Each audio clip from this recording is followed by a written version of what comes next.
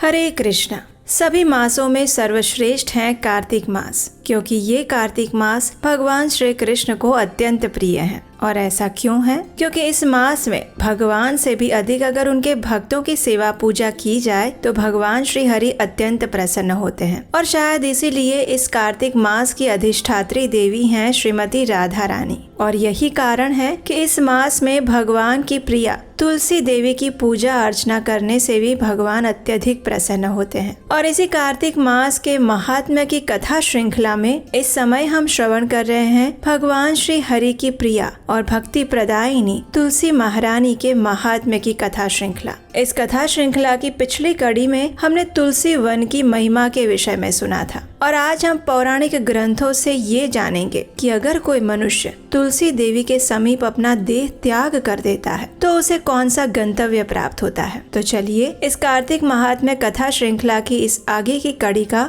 आरंभ करते हैं। एक समय भगवान शिव से नारद मुनि ने पूछा, हे प्रभु, कृपया आप मुझे तुलसी देवी की महिमा का वर्णन क्या सुनाएं। तुलसी देवी भगवान श्री हरि को प्रिय हैं और अगर उनकी नित्य सेवा पूजा की जाए तो मनुष्य को अनेक सहस्त्र गुना पुण्य फल प्राप्त होता है, ऐसा मैंने सुना है। यदि आप उचित समझें तो मुझे तुलसी देवी की महिमा के विषय में और अधिक जानने की जिज्ञासा है। ये सुनकर भगवान शिव ने नारद मुनि से कहा, हे नारद, मात्र तुलसी के दिव्य गुणों का श्रवण करने से ही जन्म से लेकर मृत्यु तक के सभी पाप मुक्त हो जाते हैं और उसकी भक्ति वृद्धि होने लगती है। पद्म पुराण में तुलसी देवी की महिमा गायन करते हुए कहा गया है, पत्रम पुष्पम फलम मूलम शाखा त्वक स्कंद संगीतम तुलसी संभव सर्व पावनम मृत्तिकादिकम।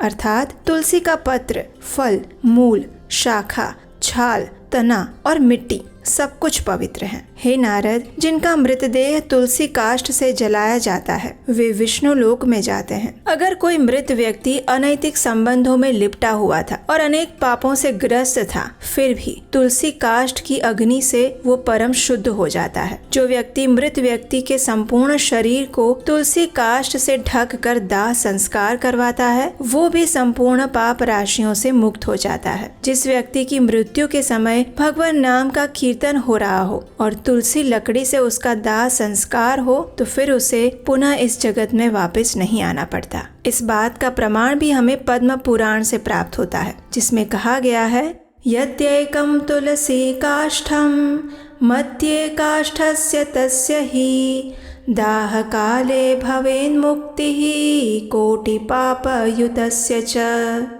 यानी दाह संस्कार के समय यदि अन्य लकड़ियों के भीतर एक भी तुलसी का काष्ठ हो तब वो मनुष्य करोड़ों पाप होने पर भी मुक्त हो जाता है। तुलसी काष्ठ से अन्य सभी लकड़ियां पवित्र बन जाती हैं और ऐसे तुलसी काष्ठ की अग्नि से मृत व्यक्ति के दाह को देखकर विष्णुदूत स्वयं आकर उसे वैकुंठ ले जाते हैं। व्यक्ति को स्वयं जनार्दन आकर हाथ पकड़कर अपने नित्य शाश्वत धाम में प्रयाण करवाते हैं। जिस स्मशान भूमि के अंदर घी के साथ तुलसी काष्ठ की अग्नि प्रज्वलित होती है वहां जाने मात्र से व्यक्ति के सभी पाप भस्मीभूत हो जाते हैं। गरुड़ पुराण में भी अध्याय 9 और अध्याय 10 में गरुड़ जी भगवान से कहते हैं, हे भगवान, आप मुझे मरने के लिए किए जाने वाले अनुष्ठानों के विषय में बताइए। तब परम भगवान श्री हरि उनसे कहते हैं, हे ताक्षर्य, सुनो, मैं देह का त्याग करने के अनुष्ठानों का वर्णन करूंगा और ये भी वर्णन करूंगा कि किन अनुष्ठानों द्वारा मनुष्य मृत्यु के बाद भी अच्छी स्थिति में पहुंच सकता है। जब कर्मों के प्रभाव से बद्ध जीव अपनी सामान्य देह का त्याग कर देता है तब तुलसी वृक्ष के निकट व्यक्ति को गाय के गोबर से एक गोल घेरा बनाना चाहिए। उसके बाद तिल के बीजों को फैलाकर व्यक्ति को दुर्वा घास बिखेरनी चाहिए और तब स्वच्छ धरातल पर शालिग्राम शिला रख देनी चाहिए। जो मनुष्य शालिग्राम शिला के पास मरता है उस जीव के लिए भौतिक जगत से मुक्त होना निश्चित है, जो समस्त बुराइयों और पापों को दूर कर देती है। गरुड़ पुराण में बताया गया है, तुलसी विटपच्छाया यत्रास्ते भवतापः तत्रैव मरणं मुक्तिः सर्वदा दान दुर्लभ। यानी जहाँ भी तुलसी के वृक्ष की छाया होती है जो जीव का दर्द दूर कर देती है, वहाँ मरने वाला व्यक्ति सदैव भौतिक संसार से मुक्त हो जाता है। जो भेंटों द्वारा प्राप्त करनी कठिन है। इसी गरुड़ पुराण में आगे कहा गया है, तुलसी विटपस्थानं गृहे यस्थावतिष्ठते तद्गृहं तीर्थरूपं हि न यान्ति यमकिंकरः। यानी यमराज भी उस घर में नहीं जाते और ना ही उनके दूत जाते हैं जहाँ तुलसी का वृक्ष स्थित होता है और उसकी पूजा की जाती है। वस्तुतः ऐसा घर तीर्थ स्थान के स्वरूप होता है। यमराज उस पुण्य धर्मात्मा व्यक्ति के पास जाने की अभिलाषा कभी नहीं करते जो प्राण वायु का त्याग करते समय अपने मुंह में तुलसी की मंजरी का प्रसाद रखता है, चाहे उस व्यक्ति ने हजारों पाप क्यों ना किए हो। वो व्यक्ति जो अपने मुंह में तुलसी का पत्ता रखकर दरभा घास और तिल के बीजों से बने आसन पर मरता है, वो निश्चय ही भगवान विष्णु के धाम में जाता है, चाहे उसका कोई पुत्र ना हो तब पर भी। तिल के बीज, दुर्वा घास और तुलसी देवी, ये 3 पवित्र वस्तुएं हैं और ये एक रोगी मनुष्य को और दुखद कष्टदायक स्थिति में जाने से बचा लेती हैं। इसलिए कुशा घास, अग्नि, मंत्र, तुलसी देवी, ब्राह्मण और गायों का बारंबार प्रयोग होने पर भी वे सब अपनी पवित्रता नहीं खोते हैं। जब चावल से बने गोलों के साथ दुर्वा घास का उपयोग करने से अस्वच्छ हो जाती हैं, जो मृत पूर्वजों को अर्पित किया जाता है। मृत व्यक्ति को अर्पित किए हुए वस्तुओं को खाने से भी ब्राह्मण अपनी पवित्रता खोकर अशुद्ध बन जाते हैं। इसलिए मृत व्यक्तियों को अर्पित की गई वस्तुएं नहीं खानी चाहिए। मंत्र, गाय और तुलसी देवी कृष्ण सेवा के अतिरिक्त निम्न कार्यों के उपयोग में लाने से वे अस्वच्छ मानी जाती हैं। अग्नि भी स्मशान में प्रयोग में लाने से अपवित्र हो जाती हैं। इसलिए हरे कृष्ण महामंत्र, गाय और तुलसी देवी को सदैव कृष्ण की पूजा और अर्चना में उपयोग में लेना चाहिए। तो ये थी आज की कार्तिक महात्म्य विशेष तुलसी देवी की महत्व दर्शाती हुई पौराणिक कथा। इसमें हमने देखा कि किस प्रकार तुलसी की लकड़ी, पत्ते, फूल, मूल और उसकी मृत्तिका यानी कि मिट्टी भी अत्यंत पवित्र मानी गई है। उन्हें बार बार उपयोग में लेने पर भी वे अपवित्र या अस्वच्छ नहीं होती हैं। अब तुलसी देवी के पत्ते और मूल और उसके काष्ठ की महिमा तो हम समझ गए, लेकिन तुलसी देवी की जड़ में रहने वाली मिट्टी कैसे पवित्र हो सकती है? तो इस विषय में एक बहुत ही सुंदर पौराणिक कथा हमें प्राचीन ग्रंथों से प्राप्त होती है और उस कथा का वर्णन हम सुनेंगे इसी कार्तिक महात्म्य कथा श्रृंखला की अगली कड़ी में। तो उसे सुनने के लिए आपके अपने चैनल को सब्सक्राइब कर लीजिए, अगर अभी तक नहीं किया है तो नोटिफिकेशन भी ऑन कर लीजिए और हम आपसे मिलेंगे इसी कथा श्रृंखला की अगली कड़ी के साथ बहुत जल्द। हरे कृष्णा। तो आइए अब हम इस पवित्र कार्तिक मास में तुलसी देवी की आरती करते हैं। प्रतिदिन तुलसी देवी की पूजा करते हुए इस तुलसी आरती का स्तवन, पठन और श्रवण करना चाहिए। तो आइए अब हम उसी तुलसी आरती का श्रवण करते हैं।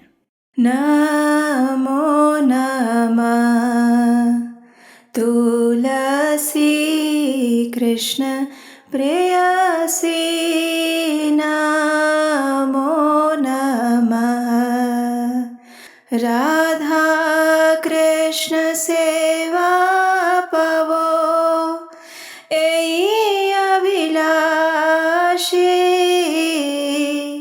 ये तुम्हार शरण लो, तारा वांछा पूर्ण हो, कृपा करी कर तारे वृंदावन वासी, मोर एई अभिलाष, विलास कुंज दियो वास, नयने हरिबो सदा, युगल रूप राशि, एहि निवेदन धर, सखीर अनुगत करो, सेवाधिकार दिए करो निज दासी, दीन कृष्ण दास कहे, एहि न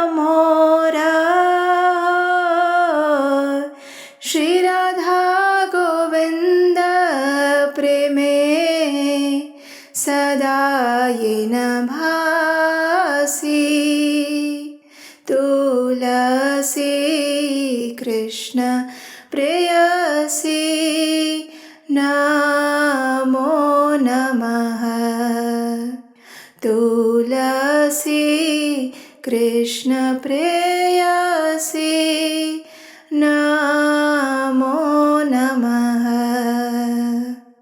आइए अब इस तुलसी आरती का अर्थ जानते हैं। इसका अर्थ और अनुवाद इस प्रकार है। भगवान श्री कृष्ण की प्रियतमा हे तुलसी देवी, मैं आपको बारंबार प्रणाम करती हूँ। मेरी एकमात्र इच्छा है कि मैं श्री राधा कृष्ण की प्रेममयी सेवा प्राप्त कर सकूं। जो कोई भी आपकी शरण लेता है उसकी कामनाएं पूर्ण हो जाती है। उस पर आप अपनी कृपा बरसाती हैं और उसे वृंदावन वासी बना देती हैं। मेरी एकमात्र यही अभिलाषा है कि आप मुझे भी वृंदावन के कुंजों में निवास करने की अनुमति दें, जिससे मैं युगल श्री राधा कृष्ण की सुंदर लीलाओं का सदैव दर्शन कर सकूं। आपके चरणों में मेरा यही निवेदन है कि मुझे किसी भी व्रज गोपी की अनुचरी बना दीजिए और सेवा का अधिकार देकर मुझे आपकी निज दासी बनने का अवसर प्रदान कीजिए। अति दीन कृष्णदास आपसे यही प्रार्थना करता है कि मैं सदा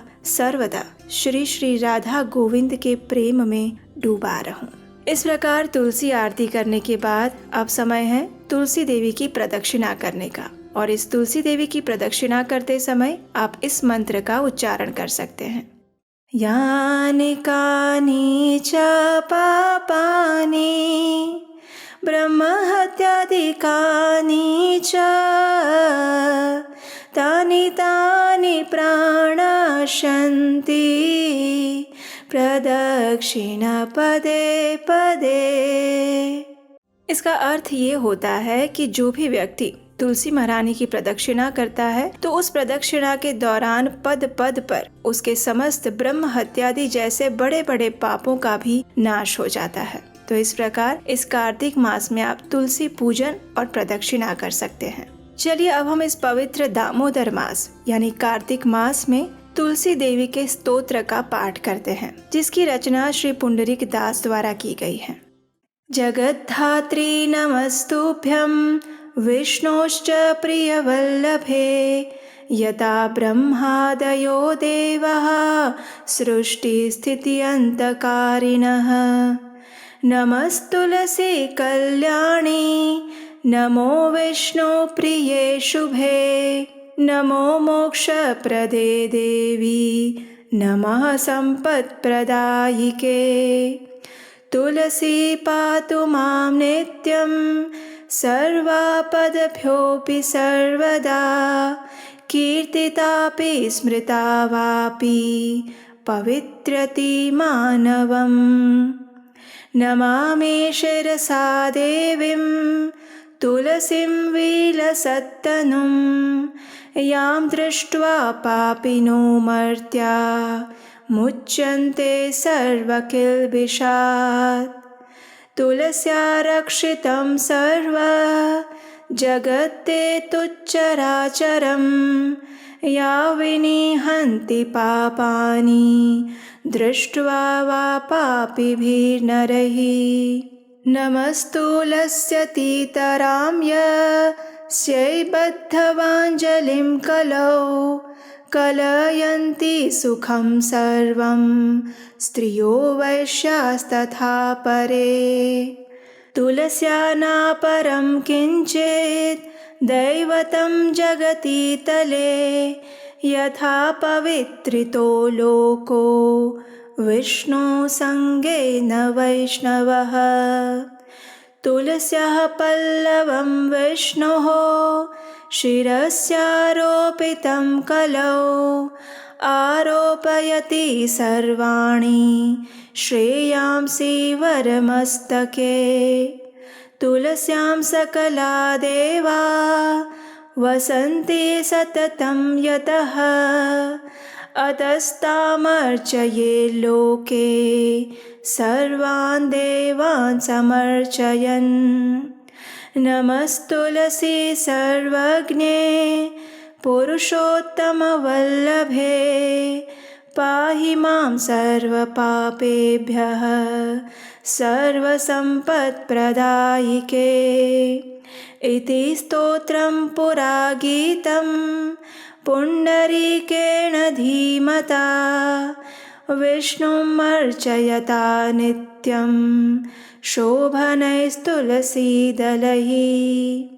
तुलसी श्रीमहालक्ष्मी विद्या विद्या यशस्विनी धर्म्या धर्मानना देवी देवी देव मनः प्रिया लक्ष्मी प्रिय सखी देवी द्यौर्भूमिरचला चला षोडशैतानि नामानि तुलस्या कीर्तयन्नरः लभते सुतरां भक्तिम् अन्ते विष्णुपदं लभेत् तुलसी भूर्महालक्ष्मीः पद्मिनी श्रीहरिप्रिया तुलसी श्रीसखी शुभे पापहारिणि पुण्यदे नमस्ते नारद नूते नारायण मनः प्रिये।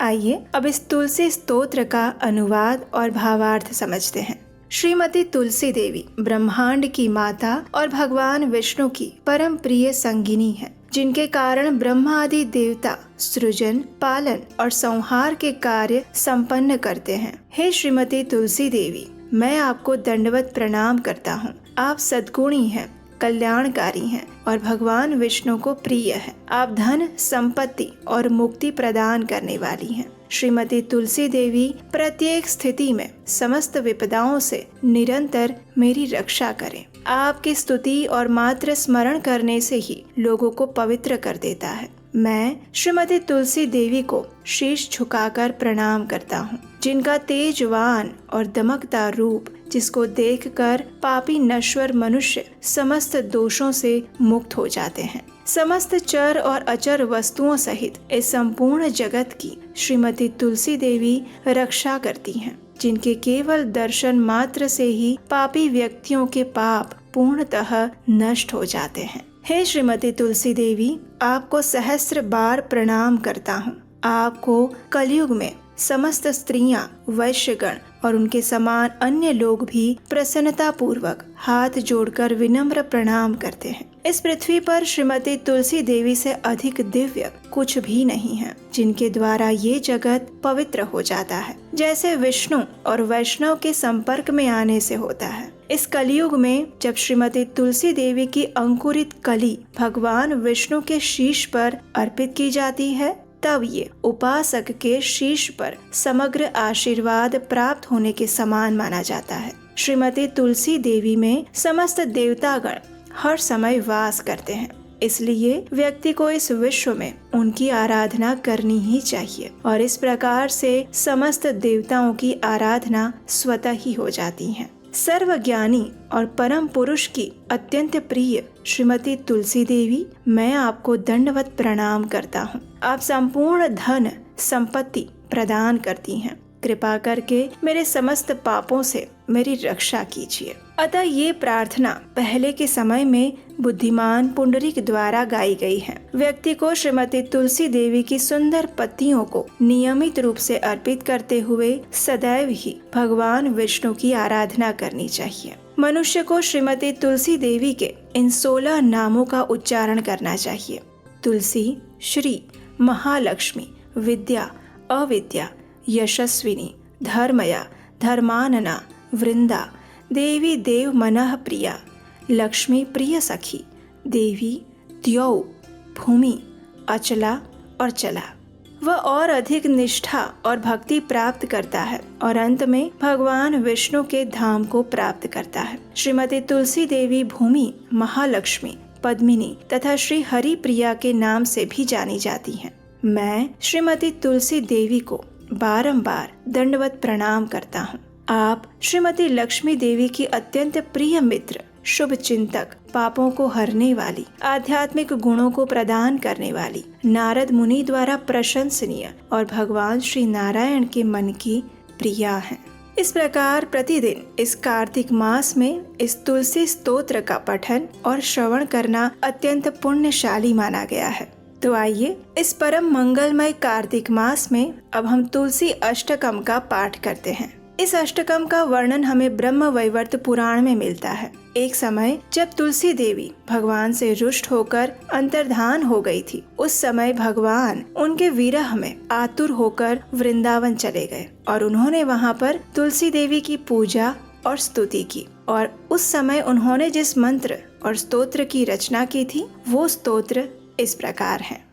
श्री भगवानुवाच वृन्दारूपाश्च वृक्षाश्च यदैकत्र भवन्ति च विदुर्बोधास्तेन वृन्दां मत्प्रियां तां भजाम्यहम्। पुरा बभूव या देवी त्वादौ वृन्दावने वने तेन वृन्दावनी ख्याता सौभाग्यां तं भजाम्यहम्। असंख्येषु च विश्वेषु पूजिताया निरन्तरं तेन विश्वपूजिताख्यां जगत्पूज्यां भजाम्यहम्।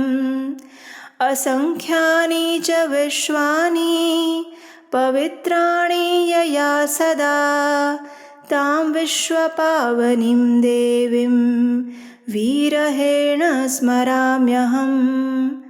देवान् तुष्टः पुष्पाणां समूहेन यया विना तां पुष्पसारां शुद्धां च द्रष्टुमिच्छामि शोकतः।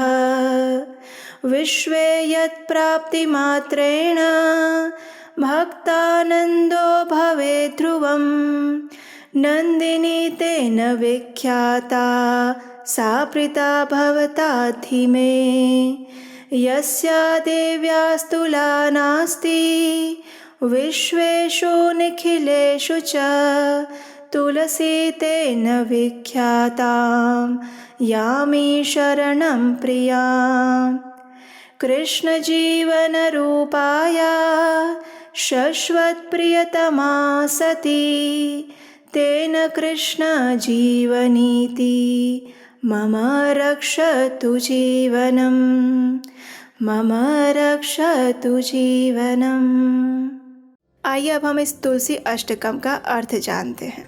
श्री भगवान ने कहा, जब वृंदा रूप वृक्ष एकत्र होते हैं तब वृक्ष समुदाय अथवा वन को बूढ़जन वृंदा कहते हैं। ऐसी वृंदा नाम से प्रसिद्ध अपनी प्रिया तुलसी की मैं उपासना करता हूँ, जो देवी प्राचीन काल में वृंदावन में प्रकट हुई थी, अतएव जिसे वृंदावनी कहते हैं। उस सौभाग्यवती देवी की मैं उपासना करता हूँ, जो असंख्य वृक्षों में निरंतर पूजा प्राप्त करती हैं। अतः जिनका नाम विश्व पूजिता पड़ा है, उस जगत पूज्या देवी की मैं उपासना करता हूँ। हे देवी, जिसने सदा अनंत विश्वों को पवित्र किया है, उस विश्व पावनी देवी का मैं विरह से आतुर होकर स्मरण करता हूँ, जिसके बिना अन्य पुष्प समूहों के अर्पण करने पर देवता प्रसन्न नहीं होते।